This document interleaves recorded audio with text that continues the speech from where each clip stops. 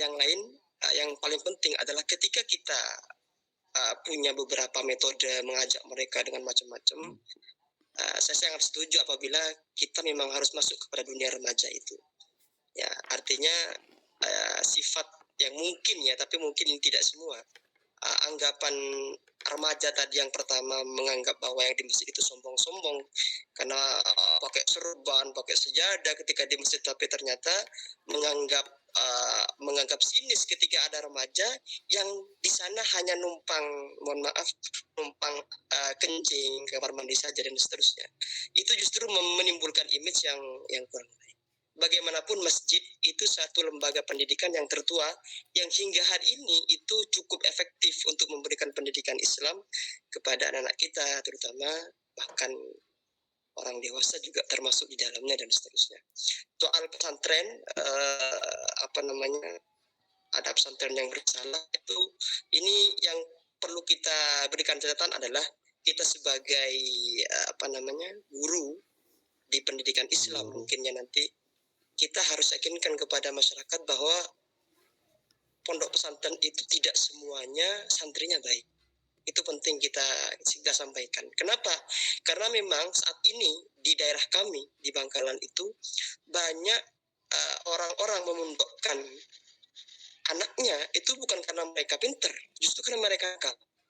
Wajar apabila di pondok pesantren misalnya mereka berbuat ulah, bukan berarti pondok pesantrennya yang kurang baik atau bahkan kurang baik tidak berhasil, karena itu butuh proses. Lagi-lagi itu soal petunjuk Allah dan seterusnya. Tapi setidaknya pondok pesantren itu sampai hari ini ya beberapa tokoh menyebutkan bahwa pondok pesantren adalah lembaga pendidikan Islam terbaik daripada beberapa lembaga yang lain. Misalnya tadi disinggung ada lembaga seperti rumah tahfidz, saya sangat mengapresiasi dengan kegiatan itu, walaupun toh dalam tanda kutip pengasuhnya tidak jelas dan seterusnya, ya. Tetapi paling tidak itu memfasilitasi, walaupun toh nanti bentuknya seperti apa di dalam, tapi itu suatu lembaga yang menurut zaman ini itu sangat modern sekali. Di Malang itu misalnya, itu luar biasa banyak sekali lembaga-lembaga seperti rumah tahfidz, rumah Quran begitu ya, yang kecil tetapi banyak diminati karena memang di lingkungan pesantren dan seterusnya, lingkungan kampus dan seterusnya sudah banyak diminati. Itu secara pribadi saya sangat mengapresiasi dengan berdirinya lembaga pendidikan yang seperti itu, dan itu bagaimanapun itu sangat berkontribusi walaupun mungkin kelihatannya sangat sederhana. Terima kasih, mohon maaf hanya sedikit sharing kasus saja. Terima kasih. Assalamualaikum warahmatullahi wabarakatuh. Waalaikumsalam warahmatullahi wabarakatuh. Sangat luar biasa sekali apa yang dipaparkan oleh Pak Imam. Terima kasih Pak Imam. Mungkin yang dapat saya tambahkan adalah lembaga pendidikan Islam, suatu keberhasilannya itu mulai dari pondasi awal adalah dari keluarga. Bagaimana kita itu men-setting atau mendidik putra-putri kita itu supaya mereka itu menjadi insan yang baik ke depannya, sehingga suatu lembaga pendidikan tersebut bisa berhasil mencetak generasi-generasi yang agamis dan juga jadi saya terbaik. Mungkin kesimpulan dari presentasi di siang ini adalah mungkin bisa dibacakan oleh rekan saya, Bu Sabaria.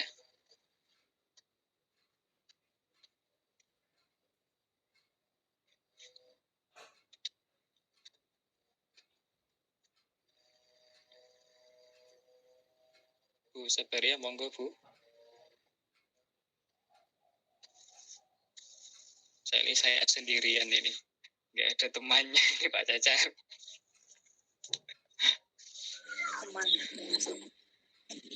Ya, ini ya aktif cuma saya saja ini kelompok 11 ini. Ini Be.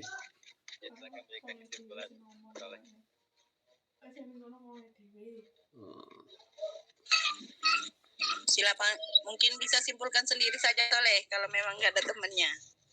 Oh, nggih, Bu, nggih. Biar ini bersingkat waktu.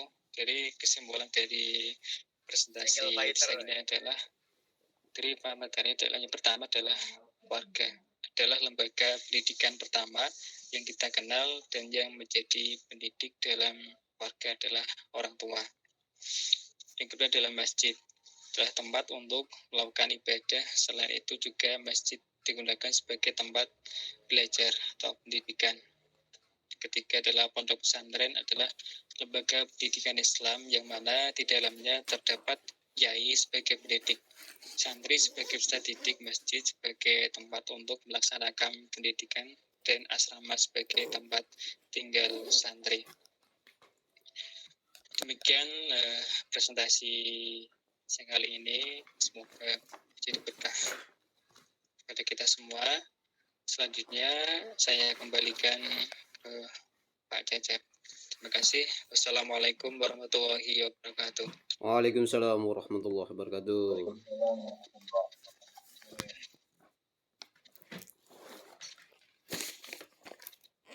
Ya, luar biasa di kelompok 11 yang beliau paparkan, ya Pak Soleh paparkan sebagai pemateri menjadi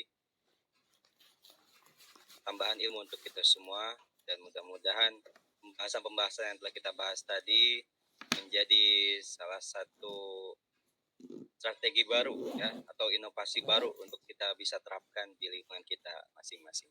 Amin. Terima kasih. Selanjutnya mari kita lanjutkan ke makalah berikutnya dari kelompok 12. Pada pemateri dari kelompok 12 dipersilakan. Nggak dikembalikan ke Pak dosen dulu, Pak Cecep?